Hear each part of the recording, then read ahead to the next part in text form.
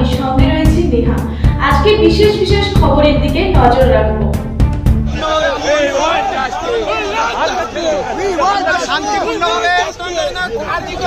আমরা শান্তিপূর্ণভাবে আন্দোলন করছি। আমরা শান্তিপূর্ণভাবে আন্দোলন করছি। আমরা কোনো ঝামেলা করছি না। আমরা শান্তিপূর্ণভাবে আন্দোলন করছি। আমরা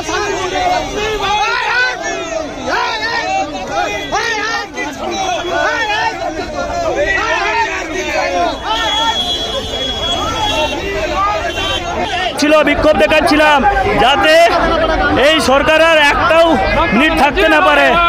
সেই শান্তিপূর্ণ বিক্ষোভের উপরে হামলা করেছে, টেনে হিচড়ে ভেনে তুলেছে। আপনারা ভাবুন লোকতন্ত্র কোথায় আছে পশ্চিমবাংলা। পশ্চিমবাংলার 10 কোটি মানুষ চাই মমতা ব্যানার্জির পদত্যাগ। আপনারা দেখতে পাচ্ছেন রাস্তার উপরে কত মানুষ, তাদেরও মনের ইচ্ছা এটাই আছে কি মমতা ব্যানার্জি পদত্যাগ করুন। আমরা চাই মমতা ব্যানার্জির পদত্যাগ করানোর জন্য যা করার লোকতান্ত্রিক পদ্ধতিতে আমরা সেটাই করব। আন্দোলন জারি থাকবে আমাদের। হাওড়ায় বিজেপির বিক্ষোভে রণক্ষেত্র চেহারা বন্ধ Howrah bridge. RG Kar medical college হাসপাতালে কর্মরত মহিলা চিকিৎসকের উপর ঘটে যাওয়া ঘটনার বিরুদ্ধে এবং প্রকৃত ধর্ষক ও খুনিদের দৃষ্টান্তমূলক শাস্তি সহ মুখ্যমন্ত্রীর পদত্যাগের দাবিতে রাজ্য বিজেপির তরফ থেকে মঙ্গলবার বিকেলে হাওড়া ব্রিজ অবরোধের ডাক দেওয়া হয়। হাওড়ার সাকেত হোটেলের সামনে জমায়েতের পর বিজেপির মিছিল শুরুর আগেই পুলিশ তাদের ব্যারিকেড করে আটকে দেয়। হাওড়া থেকে কলকাতার দিকে যাওয়ার রাস্তায় ব্যারিকেড করে বন্ধ করে দেওয়ায় ব্যাপক যানজটের সৃষ্টি হয়।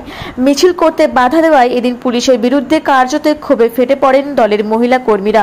পুলিশের সঙ্গে ধস্তাধস্তি বেঁধে যায় বিজেপি কর্মী সমর্থকদের। দীর্ঘ সময় হাওড়া ব্রিজের কাছে ব্যারিকেড করে আটকে দেওয়া হয়। প্রায় 45 মিনিট হাওড়া ব্রিজ স্তব্ধ হয়ে যায়, যার ফলে হাওড়া শহরের বিভিন্ন রাস্তায় ব্যাপক যানজট বেঁধে যায়।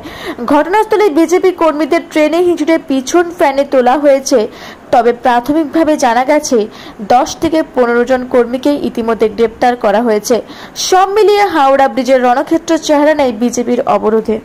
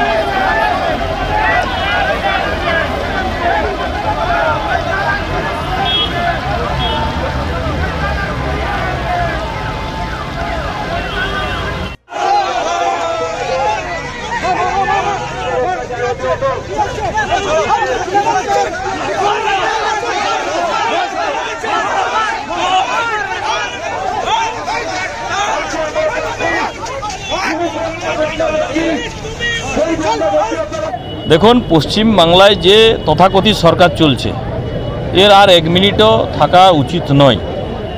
কারণ পশ্চিমবাংলার জনসাধারণ তো একদম এর উপর ভরসা ছেড়ে দিয়েছে। সুপ্রিম কোর্ট পর্যন্ত আজকে ভর্ৎসনা করেছে। কিভাবে তা বলেছে আপনারা শুনুন। পুরো যে সুপ্রিম কোর্টে চলেছে আপনারা তো অনলাইনের মধ্যে সব দেখা গেছে। কি আছে, মমতা ব্যানার্জির যে সরকার চলছে তথাকথিত, সেটা পুরোপুরি সে নরকে পরিণত করে দিয়েছে পশ্চিমবাংলাকে।